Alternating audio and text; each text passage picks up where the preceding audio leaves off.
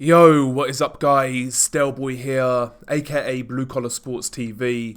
Hopefully you guys are doing well. If you're new here, smash that like, hit subscribe, all of that good stuff. So following Tyson Fury's second defeat to Oleksandr Usyk in a row, initially, almost immediately after the fight, the narrative that was attempted to be sown by the likes of Frank Warren, Tyson Fury himself and his sycophants was that the fight was a robbery, that Tyson Fury outboxed Oleksandr Usyk, etc. And there's a few people online parroting that narrative, but, social media, the vast majority of boxing fans on socials appear to have rejected that notion, and ultimately, all it's really led to is exposing Tyson Fury's unparalleled levels of delusion and his failure to acknowledge that he was just beaten by a better boxer. Because that's all it really came down to. He didn't lose the fight because Usyk was stronger or bigger or more powerful. He lost the fights because Usyk was better. And I think that eats up at Tyson Fury. Now, there was a lot of discussion about Anthony Joshua after he lost to Usyk for the second time, and obviously he melted down in the ring. And that was criticised, and rightly so. And, we questioned Joshua's psychology going forwards after that fight. I think we should do the same for Tyson Fury. His failure to acknowledge his failures ultimately paints a picture of a guy who has been surrounded by hangers-on more or less since he left Peter Fury. Since he left Peter Fury after beating Vladimir Klitschko. Still to this day his career best win. After that, of course, Fury has still had success. Big fights with Wilder, becoming the WBC heavyweight champion. Giving Usyk decent fights. He's still had success, right? But ultimately, post Vladimir Klitschko, post Peter Fury, I think Tyson Fury has surrounded himself with, again, hangers-on, yes men, enablers, etc. And I think now we are seeing the result of that. When Tyson Fury said he felt he won the first fight, obviously I think he was wrong. But I felt he was lying. I felt he was just saying that to kind of save face. In the rematch, he fought like he believed he actually won the first fight because from what I saw of Tyson Fury, I didn't see a guy who studied that first fight, along with his team, to come up with new strategies, to come up with something outside the box, to give Usyk some different propositions to deal with. For me, Fury just looked like, he probably trained hard, but he trained hard physically, but I don't think he seriously went back and looked at what he did wrong first time around because he has this delusional belief that he won the first fight. So if you actually believe you won the first fight, then you don't really need to change much from a tactical perspective. You just need to get ready physically. And we saw the same problems in the rematch for Tyson Fury. Fury never had prolonged success getting his lead foot on the outside of a southpaw. Yeah, he tried to switch a bit more, but, that wasn't really effective. We saw Fury getting caught with that same straight left hand to the body that he couldn't defend against Usyk first time around.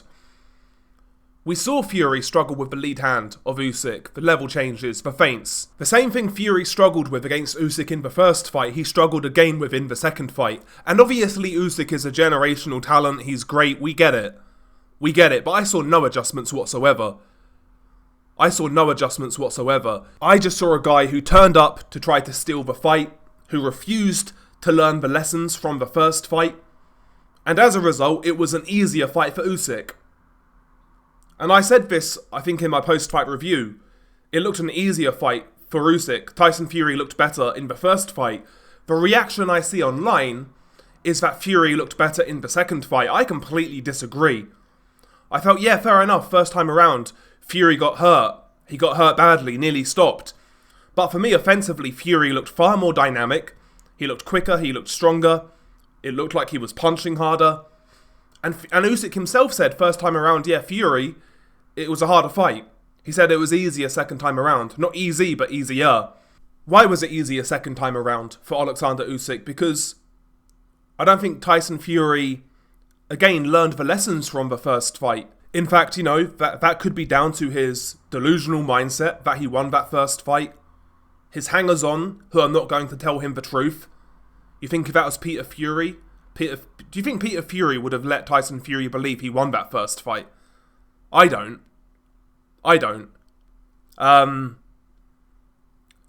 And Fury's whole second half of his career has been fueled by enablers. You see his fan base just making up the most bizarre conspiracy theories as to why Fury won and, why he was quote-unquote robbed. Oh, it's because Ukraine are at war with Russia, that's why Usyk got the decision.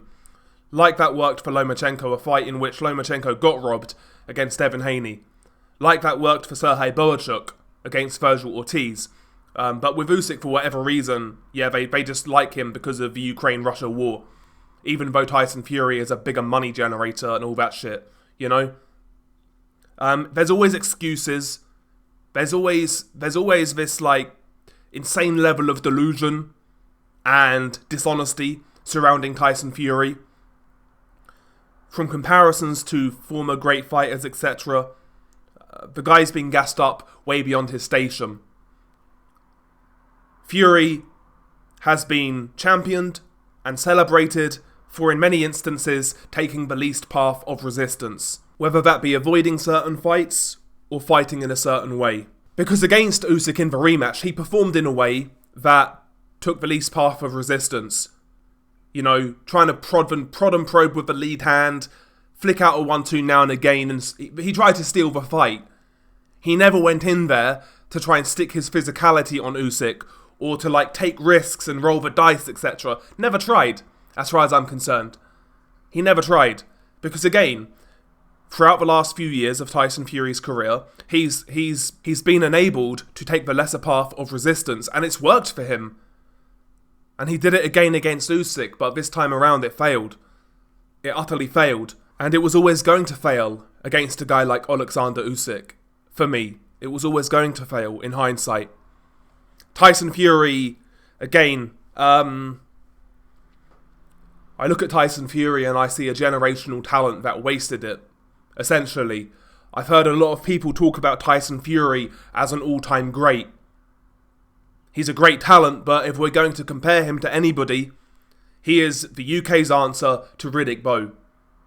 Riddick Bowe, big heavyweight for his time, had that great long jab, power jab, great inside game for a heavyweight, unbelievable talent, and got a couple of really good wins over Holyfield, of course. But ultimately, he should have done a lot more with his talent. Beating Holyfield in and of itself is a good career, right? Hell of a win, or 2 wins, great wins. But there was no longevity, there was no meat on the bones after Holyfield really on the resume.